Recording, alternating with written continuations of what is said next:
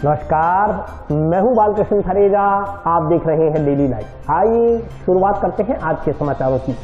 अग्निपथ योजना का कांग्रेस ने किया विरोध। टाउन स्थित सुभाष चौक पर कांग्रेस कार्यकर्ताओं ने किया सत्याग्रह आंदोलन। यूटीडी नशे की सेवाएं समाप्त करने के विरोध में यूटीडी नशे ने जिला कलेक्टर के नाम उपखंड अधिकारी को सौंपा ज्ञापन। गांव मकासर पंचायत में नियुक्त एलडीसी को हटाने की मांग को लेकर ग्रामीणों ने जिला परिषद के समक्ष शुरू किया आमरण अनशन। लोक कलाकारों ने आर्थिक सहायता की मांग को लेकर जिला प्रशासन के माध्यम से मुख्यमंत्री को प्रेषित किया ज्ञापन। सेवाकाल के दौरान वेतन से राशि कटौती के बावजूद बीमा कंपनी को जमा नहीं करवाने पर उपभोक्ता मंच ने शिक्षा अधिकारी के खिलाफ सुनाया फैसला। और अब समाचार विस्तार से। केंद्र सरकार की ओर से लागू की गई अग्निपथ योजना के खिलाफ कांग्रेस ने हमले तेज कर दिए हैं। सोमवार को टाउन स्थित सुभाष चौक पर कांग्रेस कार्यकर्ताओं द्वारा सत्याग्रह आंदोलन किया गया।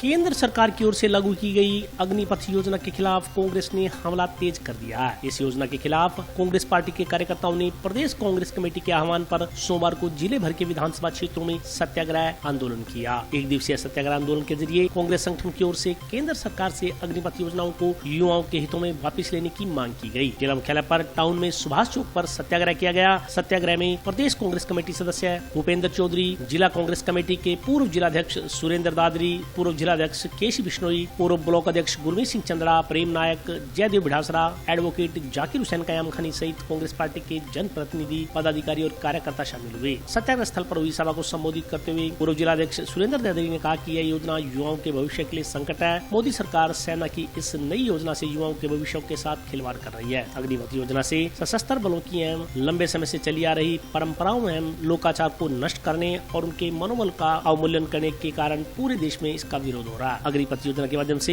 देश की सेनाओं में भर्ती के लिए युवाओं की स्थिति स्पष्ट नहीं है। ऐसा प्रतीत होता है कि यह योजना जल्दबाजी में लागू की गई है। सुरेंद्र दादरी ने कहा कि केंद्र सरकार ने हर साल 2 करोड़ युवाओं को नौकरी देने का वायदा किया था। वह वायदा तो पूरा नहीं किया गया और अब कहा जा रहा है कि 4 साल नौकरी करके हटा दिया जाएगा। 4 साल नौकरी करने के बाद युवा बेरोजगार हो जाएंगे। नौकरी न मिलने से परेशान होकर वह हथियार उठाएंगे। कांग्रेस नेता गुरमीत सिंह चंद्रा ने कहा कि सरकार शायद देश में अफरा तफरी फैलाने का माहौल बनाना चाहती है। सरकार चाहती है कि उग्रवाद फैले ताकि लोग एक दूसरे से लड़ते झगड़ते रहें। इसलिए कांग्रेस की ओर से देश भर में अग्निपथ योजना को लागू करने का तुगलकी फरमान वापस लिया जाना चाहिए। गुरमीत चंद्रा ने कहा कि सेना में भर्ती होना बड़े गर्व की बात है। सेना का कार्य सबसे महत्वपूर्ण होता है। उनके कंधे पर देश की सुरक्षा का जिम्मा होता है। लेकिन केंद्र सरकार ने सेना भर्ती को मजाक बनाकर रख दिया है। उन्होंने कहा कि कांग्रेस पार्टी देश को बनाने और बचाने वाली पार्टी है। पूरे देश के युवाओं की आवाज कांग्रेस पार्टी उठा रही है। कांग्रेस नेता मनोज बरसीवाल ने कहा कि केंद्र सरकार ने सेना भर्ती को मजाक बनाकर रख दिया है। उन्होंने कहा कि कांग्रेस पार्टी देश को बनाने और बचाने वाली पार्टी है। पूरे देश के युवाओं की आवाज कांग्रेस पार्टी उठा रही है। पार्टी कार्यकर्ता गांधीवादी तरीके से सत्याग्रह कर सरकार को जगाने की कोशिश कर रहे हैं। जब तक केंद्र सरकार इस योजना को रद्द नहीं करती तब तक कांग्रेस इस योजना के विरोध में सड़क से संसद तक युवाओं के साथ खड़ी रहेगी। अभी भी जनता की तक के लोगों की भर्ती करेंगे लड़कों की और 4 साल बाद उनको रिटायर कर देंगे और उनमें से 25% लोगों को सेना में रखेंगे, रिटायर कर देंगे। तो सेना जैसी सेंसिटिव मुद्दे चर्चा किए, उन्होंने जो भर्ती का बिल लाए हैं पर के अंदर युवाओं में आक्रोश है। आज उन और कांग्रेस पार्टी हमेशा जनहित मुद्दों में, चाहे संसद हो, सभी 200 विधानसभा क्षेत्रों में कोऑर्डिनेटर लगाए गए हैं। आज का जो ये सत्याग्रह है, प्रदेश कांग्रेस कमेटी ने जो आह्वान किया है, शांतिपूर्ण सत्याग्रह पूरे भारत में हो रहा है। इस अग्निपथ योजना के बारे में, क्योंकि यहाँ जितने भी कांग्रेस जन आए हैं सब अखबार पढ़ते हैं, टीवी देखते हैं, सबको ध्यान है कि अग्निपथ योजना ये जो सरकार लेके आई। संक्षेप में इस अग्निपथ योजना के बारे में बताना चाहूंगा कि भाजपा की सरकार जब से आई है पिछले 8 सालों में बिना लोकसभा में चर्चा किए, बिना विपक्ष को कॉन्फिडेंस में लिए, बिना जनता से बात किए इस तरह के कंट्रोवर्शियल, चाहे भूमि अधिग्रहण बिल हो, चाहे जीएसटी हो, चाहे नोटबंदी हो, चाहे किसानों के लिए जो भी बिल लेके आए। आज प्रदेश कांग्रेस कमेटी के निर्देशानुसार जो बीजेपी सरकार ने यह अग्निवीर योजना चलाई है, इसके विरोध के अंदर हर विधानसभा क्षेत्र में धरना प्रदर्शन कर रहे हैं, ताकि यह जो युवाओं के साथ बीजेपी ने एक घोर अन्याय किया है, उन्हें गुमराह किया है और उनके साथ एक ऐसा घिनौना मजाक किया है कि जिसका हमारे पास कोई उनका निंदा करने के लिए शब्द नहीं है। क्योंकि यह युवाओं के बीजेपी सरकार जब सरकार में आई थी तो उन्होंने एक कहा था कि हम 2 करोड़ युवाओं को हर साल रोजगार देंगे, लेकिन वो रोजगार तो नहीं दे पाए। उन्होंने एक ऐसी कानूनी योजना लागू कर दी कि 4 साल बाद वो बच्चा रिटायरमेंट हो जाएगा। तो ये कैसे संभव है? उसके बाद वो क्या करेगा? जब उसको कोई रोजगार नहीं मिलेगा तो फिर वो क्या करेगा? तो फिर वो आखिर के अंदर जब उसके पास कोई पैसा नहीं हुआ, उसके पास कोई साधन नहीं हुआ, उसके पास कोई रोजगार नहीं हुआ, तो वो गलत तरीके से पैसा कमाने की सोचेगा, जिससे हमारे देश के अंदर अराजकता पैदा होगी और मारकाट पैदा होगी। और फिर यही सरकार कहेगी कि ये तो हमारे देश के अंदर उग्रवादी हैं, ये पाकिस्तानी हैं, ये खालिस्तानी हैं और ये कांग्रेस के लोग, ये विरोधी पार्टी के लोग ये दंगा फसाद कर रहे हैं। लेकिन यह सरकार खुद ऐसा काम कर रही है जिससे हमारे देश का जो युवा है उसका भविष्य भी खत्म होगा और हमारे देश का भविष्य भी है वो बहुत ही खतरनाक स्थिति की ओर जा रहा है। और हम सभी नागरिकों से ये आग्रह करते हैं कि ऐसी गलत योजनाओं का जब तक हम विरोध नहीं करेंगे ये सरकार ऐसे काम करती रहेगी। पहले भी उन्होंने कभी एयरपोर्ट, कभी रेलवे, कभी BSNL, कभी इंडियन ऑयल और सभी इन्होंने अपने ये प्राइवेट कर दिए हैं। और अब इसकी योजना है कि हम सरकार इसको फौज को भी इसका भी ये प्राइवेट करने जा रही है। तो इससे हमारे देश का भट्ठा बैठ जाएगा, हमारे देश का बेड़ा गर्क हो जाएगा, हमारा देश फिर दोबारा गुलाम होने की स्थिति में है। तो हम आपका भी सहयोग चाहते हैं, पूरी जनता का सहयोग चाहते हैं कि इस जो योजना है इसका आप ज़्यादा से ज़्यादा विरोध करें ताकि हमारे जो युवा बच्चे हैं उनको रोजगार मिले, उनको नौकरी मिले और वो अपने पैरों पर खड़े हों। प्रदेश कांग्रेस कमेटी के निर्देश पर आज राजस्थान के सभी उपखंड कार्यालयों पर सत्याग्रह का आयोजन किया गया है, जिसमें भारत सरकार की तानाशाही और दमनकारी नीतियों के विरोध के लिए शांतिपूर्वक सत्याग्रह में आज सभी ने भाग लिया, सभी कार्यकर्ताओं ने। और जैसा कि आप सभी को मालूम है कि कांग्रेस की चलाई हुई जो योजनाएं थी उनको बंद करने के अलावा इस सरकार ने सभी वर्गों को निजीकरण की ओर धकेल दिया है। चाहे वो सेना की बात हो, चाहे वो रेलवे की बात हो, चाहे वो कोई और संस्थाओं की बात हो, सभी संस्थाओं को लीज पर देकर और देश के युवाओं को बेरोजगार किया जा रहा है। जबकि इनका वादा था कि 2 करोड़ लोगों को हम रोजगार देंगे। उस वादे को पलटते हुए अब अग्निवीर नाम से ये जो इन्होंने चलाई है योजना, इसके अंदर एक युवा जो 17 साल की उम्र है, हालांकि अब तो उसकी बढ़ा दी है 23 साल कर दी। 23 साल का युवा 4 साल के बाद 27 साल की उम्र में रिटायर होकर वो अपने भविष्य को कैसे सिक्योर करेगा, और इन्हीं नीतियों के खिलाफ आज हमारा प्रदर्शन है। यूटीबी नर्सेज की सेवाएं समाप्त करने के आदेश के विरोध में सोमवार को यूटीबी नर्सेज ने जिला कलेक्टर के माध्यम से उपखंड अधिकारी को ज्ञापन सौंपा। यूटीबी नर्सेज की सेवाएं समाप्त करने के आदेशों का विरोध शुरू हो गया है। इन आदेशों से यूटीबी नर्सेज में रोष व्याप्त है। उन्हें यथावत रखने की मांग को लेकर सोमवार को यूटीबी नर्सेज ने जिला कलेक्टर के नाम उपखंड अधिकारी को ज्ञापन सौंपा। इस मौके पर यूटीबी नर्सेज आत्माराम ने बताया कि सीएमएचओ की ओर से आदेश जारी कर यूटीबी नर्सेज को हटा दिया गया है। उन्होंने कहा कि एक तरफ सरकार संविदा पर नई भर्ती निकाल रही है, दूसरी तरफ संविदा पर कार्यरत यूटीबी नर्सेज को हटाया जा रहा है। यह यूटीबी नर्सेज के साथ सरासर अन्याय है। उन्होंने कहा कि कोविड-19 वैश्विक महामारी के दौरान कोरोना ने पूरे विश्व में कहर बरपाया था। उस समय नर्सेज ने अपनी जान जोखिम में डालकर अल्प वेतन में कार्य किया और इस महामारी के दौर में सरकार के साथ कंधे से कंधा मिलाकर कोरोना महामारी के नियंत्रण में महत्वपूर्ण रोल अदा किया। इस कार्य का उन्हें आज यह प्रतिफल मिल रहा है। इससे यूटीबी नर्सेज में रोष व्याप्त है। उन्होंने सरकार से मांग की कि संविदा पर निकाली जाने वाली नई भर्ती में यूटीबी नर्सेज को शामिल किया जाए। साथ ही जिन यूटीबी नर्सेज को हटाया गया वह आदेश भी निरस्त कर उन्हें यथावत रखा जाए। हाल ही में संविदा पर नर्सेज भर्ती को निरस्त कर यूटीबी नर्सेज को उन पदों पर सम्मिलित करने की भी मांग यूटीबी नर्सेज ने की है। हम सब सारे यूटीबी नर्सेज एकत्रित हुए हैं। अभी एक सीएमएचओ साहब के आदेश से यहाँ पे कई यूटीबी एएनएम और जीएनएम को हटा दिया गया है, कार्यान्वित कर दिया गया है। इसके रोष स्वरूप हम यहाँ इकट्ठे हुए हैं।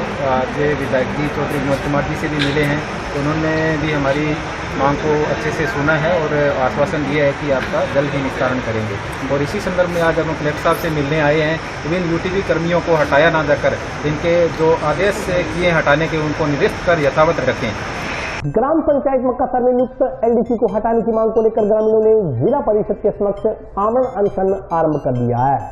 ग्राम पंचायत मक्कासर की महिला एलडीसी का स्थानांतरण करने की मांग को लेकर मार्क्सवादी कम्युनिस्ट पार्टी कार्यकर्ताओं द्वारा किया जा रहा आंदोलन सोमवार को भी जारी रहा। धरने पर बैठे माकपा कार्यकर्ताओं ने कहा कि एलडीसी को हटाने की मांग को लेकर लंबे समय से जिला कलेक्टर से लेकर जिला परिषद सीईओ तक से की जा रही है। सभी को लिखित में ज्ञापन भी दिए जा चुके हैं, मगर इस संदर्भ में जनप्रतिनिधियों की कोई सुनवाई नहीं हो रही। सरपंच बलदेव सिंह मक्कासर ने कहा कि एलडीसी को हटाने के आदेश भी सरकार ने दे दिए थे, मगर कुछ लोगों ने उन आदेशों को निरस्त करवा उक्त भ्रष्ट अधिकारी को फिर से ग्राम पंचायत के सिर पर थोप दिया है। उन्होंने आरोप लगाया कि जिला परिषद में नियुक्त उक्त लिपिक द्वारा आने वाले ग्रामीणों के साथ अवैध व्यवहार किया जाता है। इतना ही नहीं, उक्त महिला एलडीसी का पति भी बिन आकारण ग्राम पंचायत में आ जाता है और आने वाले ग्रामीणों के साथ बेहूदगी से बात करता है। सरपंच बलदेव सिंह ने चेतावनी दी कि जब तक उक्त एलडीसी का स्थानांतरण यहाँ से नहीं किया जाता उनका आंदोलन जारी रहेगा। इस मौके पर बोलते हुए माकपा नेता कामरेड रामेश्वर वर्मा ने कहा कि ग्राम पंचायत के निर्धन वर्ग के लोगों ने, महिलाओं ने, बच्चों ने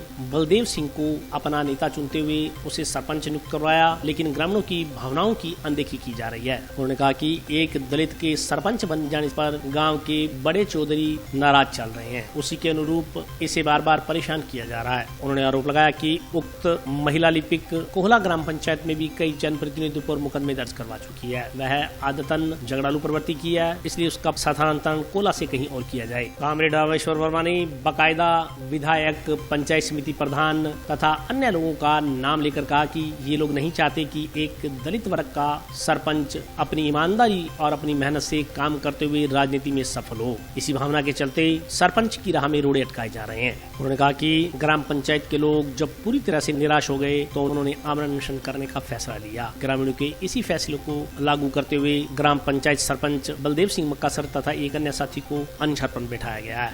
आंदोलन अपने हकों का, अपने हकूक का तो सड़कों पे खड़ा रह के लड़ा जा सकता है।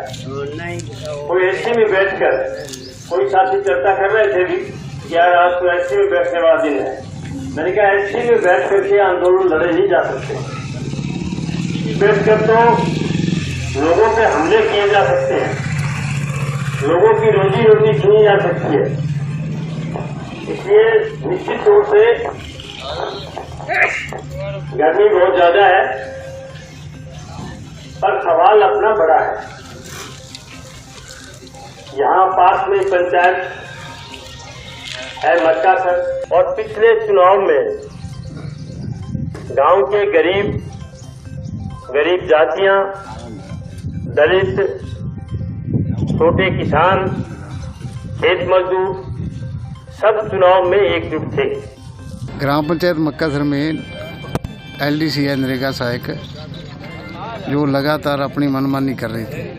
हमने कई बार उसको बुला के उन्हें ग्राम विकास अधिकारी को, कंप्यूटर ऑपरेटर को, सभी कर्मचारियों को बैठ के बात की और समझाइश की बात की कि आप काम को सुचारू रूप से करो। जो PMY आए अभी मकानों के, उसमें जो मजदूर का कार्ड है, जॉब कार्ड नरेगा का, वो साथ लगता है मजदूरी नरेगा के मदद से मिलती है उस परिवार को, पात्र परिवार को। और उन्होंने आज तक ऐसे कई परिवार छोड़ रखे हैं जिसका एक दिन भी नरेगा में अभी तक नहीं चढ़ाया। कंप्यूटर में हमने देखा, उससे बारे में बात की क्या चढ़ा देंगे, फिर दोबारा चेक किया, नहीं।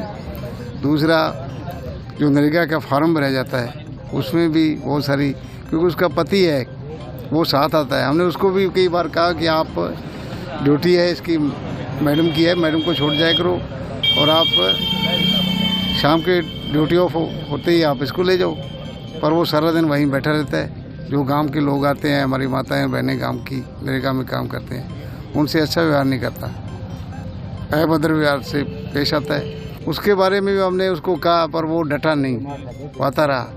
इस सवाल को लेके हमने यहाँ जिला प्रमुख और सीईओ साहब को एक पंचायत की तरफ से प्रस्ताव लेके लिखित में दिया कि इसको यहाँ से हटा के आप कहीं दूसरी जगह लगाओ, हमें दूसरा एलडीसी दे दो। इन्होंने 13 जून को उसका ट्रांसफ़र यहाँ से कर दिया मक्कासर ग्राम पंचायत से। लेकिन दूसरा एलडीसी भी हमें इन्होंने नाम दे दिया जो कोला से है। वो कोला का जो विवाद चल रहा है उसके बारे में वो आ नहीं सका और हमने इसको रिलीव लेटर भी दे दिया, फिर भी यहाँ से नहीं गई पंचायत समिति में इसकी ड्यूटी लगा दी। वो ऑर्डर का हमारे पास आदेश है, उस पर ऑर्डर आ जाएगा और दूसरे कर्मचारी की नियुक्ति हो जाएगी मक्कासर पंचायत ग्राम पंचायत में। तब तक हम अनशन जारी रखेंगे। मक्कासर ग्राम पंचायत के अंदर सारे गरीबों ने इकट्ठा होकर के, किसानों ने इकट्ठा होकर के दलित बलदेव सिंह मक्कासर को सरपंच का चुनाव लड़ाया और वो जीत गए। और चुनाव में यहाँ तक फर्क था कि उन्होंने बड़े चौधरियों के पास में वोट मांगने भी नहीं गए। इस बात की बड़े चौधरियों को, बड़े सरदारों को तकलीफ थी। बड़ी ईमानदारी से करीब 2 साल से वो काम कर रहे हैं। उन्होंने पहले कोशिश की, पैसा देने के लिए कोशिश की, चरित्र के सवाल पे सवाल उठाए। फिर एक ऐसी ग्राम उसको एलडीसी को लेके आए हैं जिसने पहले भी सरपंचों पे मुकदमे दर्ज करवाए हैं। वो पहले जहाँ भी रही है वो हमेशा विवाद में रही है और यहाँ आने के बाद भी उसने बलदेव सिंह मक्कासर के साथ दुर्व्यवहार करना, बातचीत करना, धमकियाँ देना शुरू कर दिया कि मैं मुकदमा करवा दूंगी झूठा आपके खिलाफ। और किसी भी बात में जब नहीं आया गया तो इन्होंने पंचायत घर जाने से भी जो है बंद कर दिया, पंचायत घर गई भी नहीं। और यहाँ जिला परिषद से मिले गांव के लोग आकर के तो उन्होंने उसका ट्रांसफ़र कर दिया जिला प्रमुख ने।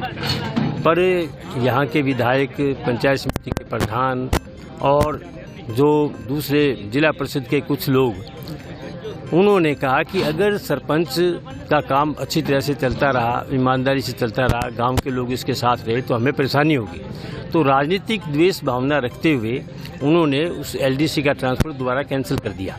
अब ऐसी परिस्थिति के अंदर पंचायत का चलना मुश्किल है। 2 करोड़ रुपए पंचायत में पड़े हैं, वो उनको नहीं लगाने दे रहे। ऐसी परिस्थिति के अंदर मजबूर होकर के यहाँ जिला परिषद के आगे भी हम 24 तारीख को बैठे रहे। जिला प्रमुख से भी बात हुई, पंचायत समिति के प्रधान से भी बात हुई, पर वो कह रहे हैं जी ये नहीं हटेगी। अब ये समझ में नहीं आता कि पंचायत जो है वो एलडीसी चलाएगा या गांव का चुना हुआ सरपंच और उसके वार्ड पंच चलाएंगे। तो उसके बाद जो है उन्होंने फैसला किया गांव के लोगों ने बैठ करके कि 27 तारीख से सरपंच और ग्रामीण मंजीत सिंह दोनों आमरण अनशन पर बैठेंगे और जब तक उसका ट्रांसफ़र कैंसिल नहीं होता, उसको यहाँ से हटाया नहीं जाता, जब तक ये आमरण अनशन पर बैठेंगे, चाहे जो भी नतीजे निकले। लोक कलाकारों ने आर्थिक सहायता की मांग को लेकर जिला प्रशासन के माध्यम से मुख्यमंत्री को ज्ञापन प्रेषित किया। आर्थिक रूप से कमजोर लोक गायक कलाकारों ने जिला कलेक्टर के माध्यम से मुख्यमंत्री को ज्ञापन प्रेषित किया। ज्ञापन में कहा गया कि मुख्यमंत्री अशोक गहलोत ने कोविड महामारी से उत्पन्न परिस्थितियों के चलते आर्थिक समस्याओं से सामना कर रहे प्रदेश के लोक कलाकारों को संबल देने के लिए 5,000 रूपए की एक मुश्त सहायता प्रदान करने का निर्णय किया था। इस योजना के तहत बहुत से लोक कलाकारों ने आवेदन भरकर संबंधित ब्लॉक कार्यालयों में, हनुमानगढ़ पंचायत समिति कार्यालयों में शिक्षा विभाग के मार्फत जमा करवाए थे, लेकिन लोक कलाकारों को अभी तक 5,000 छोड़ो 5 रुपए भी प्राप्त नहीं हुए हैं। ज्ञापन में अतिशीघ्र घोषणा अनुसार लोक कलाकारों को 5-5 हजार रूपए मासिक रूप से आर्थिक सहायता प्रदान करने का आग्रह किया गया। हमारे राजस्थान सरकार की तरफ से पिछली कोविड महामारी के अंदर मुख्यमंत्री ने कलाकारों को 5-5 हजार रुपये देने की घोषणा की थी, जिसमें हमारे कलाकारों के फार्म भरवाए गए। शिक्षा विभाग की तरफ से प्रत्येक ब्लॉक स्तर पर फार्म भरवाए गए, मानगढ़ पंचायत समिति पर भी फार्म भरवाए गए, लेकिन अन्य कलाकारों को 30 रुपये आए हैं, हमारे कलाकारों के रुपये अभी तक नहीं आए। और जो लोक कलाकार ग्रामीण क्षेत्र के हैं वो अपने घर से बहुत गरीब हैं और उनका आर्थिक सहायता होनी बहुत ज़रूरी है। हम कलेक्टर साहब से मांग रखी है कि मैंने पहले भी एक ज्ञापन दिया था, हमारे कई कलाकारों ने इकट्ठे होकर आज फिर दोबारा हमने ज्ञापन दिया कलेक्टर साहब को कि हमारी सहायता, कलाकारों की सहायता हमारे समाज की और अन्य जो भी कलाकार हैं जो वंचित हैं इस योजना से, उसमें 5-5 हजार रुपये की सहायता दी जाए। राजस्थान सरकार के द्वारा कोरोना महामारी के अंदर 5,000 रुपये की घोषणा की गई थी लोकल लोक कलाकारों के लिए, तो हमने वो फार्म भराए, अभी तक उसके पैसे आए नहीं है। तो हम कलेक्टर महोदय से मुख्यमंत्री नाम का ज्ञापन सौंपा है कि वो जो फार्म भराए थे उनके हमारे पैसे आने चाहिए। और हम गाना बजाना करके हमारा पेट गुजारा करते हैं और हम अपने जजमानों पे अभी तक निर्भर हैं और हमारा कोई गुजारा नहीं है, नहीं बेरोजगार और गाना बजाना करके ही हम हमारा पेट भरते हैं। तो राजस्थान सरकार से हमारी मांग है कि हमें भी गरीबों को आर्थिक स्थिति से कमज़ोर है और हमें भी अनुदान दिया जाए। टाउन में ट्रैफिक थाना के साथ सटती सड़क के बीचों बीच बने गड्ढे से वाहन चालक परेशान है। दुकानदारों ने गड्ढे की भरपाई करवा समस्या से निजात दिलाने की मांग की है। ट्रैफिक थाना की दीवार के साथ सटती हुई सड़क लंबे समय से हो रहे पानी लीकेज की वजह से क्षतिग्रस्त पड़ी है। आसपास के दुकानदारों ने बताया कि जन स्वास्थ्य अभियांत्रिकी विभाग अर्थात PHD द्वारा उक्त सड़क को पानी की पाइपलाइन की लीकेज रोकने के लिए खोदा गया था। उसके बाद उसे पूरी तरह से दुरुस्त नहीं किया गया, उस पर मिट्टी डालकर उसे बंद कर दिया गया, लेकिन उस खड्डे की पूरी भराई नहीं की गई। इसके चलते उक्त पाइप में से निकलने वाले पानी ने आसपास फैलते हुए पूरी सड़क को क्षतिग्रस्त कर दिया। दुकानदारों ने बताया कि इस संदर्भ में उक्त ठेकेदार तथा जन स्वास्थ्य अभियांत्रिकी विभाग के लोगों को कई बार अवगत करवाया गया, मगर कभी कोई सुनवाई नहीं हुई। आसपास के दुकानदारों ने प्रशासन से गुहार लगाई कि वे समय आकर यहां मौका देखें और बार बार टूट रही सड़क के कारणों में जाकर उक्त समस्या का निस्तारण करवाएं। उन्होंने कहा कि जब तक इस गड्ढे को दोबारा खोदकर इसमें प्रॉपर रूप से भराई नहीं की जाती और लीकेज हो रही पाइपलाइन को पूरी तरह से दुरुस्त नहीं किया जाता, समस्या का पूरा समाधान नहीं हो पाएगा। पुरानी लीकेज है जी, ठीक हो जानी चाहिए। हर दिन आने जाने वालों को परेशानी होती है, वाहन फंस जाते हैं। यहाँ पर चाहते हैं कि सड़क बन जाए। हाँ जी, फंसा हुआ देखो उधर से सारा, ये 2-3 वाहन है फंसे हैं, 2 निकाल चुके हैं यहाँ से। कहना चाहते हैं प्रशासन से ये ठीक हो जाए, दुरुस्त हो जाए, इससे लोगों को परेशानी ना हो। हाँ, उस हिसाब से तो PHD की विभाग की लापरवाही है जी। इसमें क्या है, ये पानी लीकेज हो रहा है, सड़क बैठ रही है, इसमें गाड़ियाँ बैठ जाती है। ये तीसरी गाड़ी है जो बैठ गई, अंदर से ये खोखला हो गया पानी से, जो भी गाड़ी आती है धस जाती है इसमें। ये ट्रैफिक थाना रोड है हनुमानगढ़ टाउन, बस सही कर दे, प्रशासन देख लेता, इसको आगे ठीक कर देता तो ठीक था, अच्छी बात हो जाती, लोगों को दिक्कत होती है। दुकानदार सारे परेशान है, गाड़ियाँ जाम लगा है, देखो आप सारा जाम लगा हुआ पूरा। और अभी वक्त ब्रेक का, हाजिर होता हूँ छोटे से ब्रेक के बाद।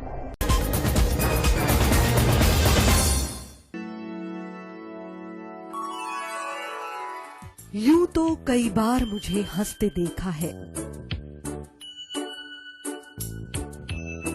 पर ये हंसी कुछ और है। ये गहना मुझ पर जचता है, पर ये महज एक गहना नहीं, ये रूपरेखा है मेरे मन की, हंसती खिलखिलाती लहरों की, जो आतुर थी अब तक मुझ पर सजने को। इसलिए ये गहना ही मेरा सच्चा श्रृंगार है, श्रृंगार है, श्रृंगार है।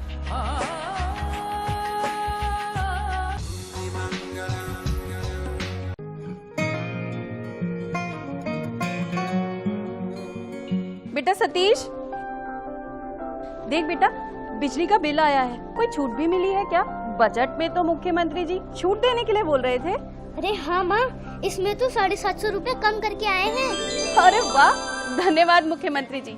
सिर्फ आपको ही नहीं, प्रदेश में ये छूट किसी न किसी रूप में सभी को मिल रही है।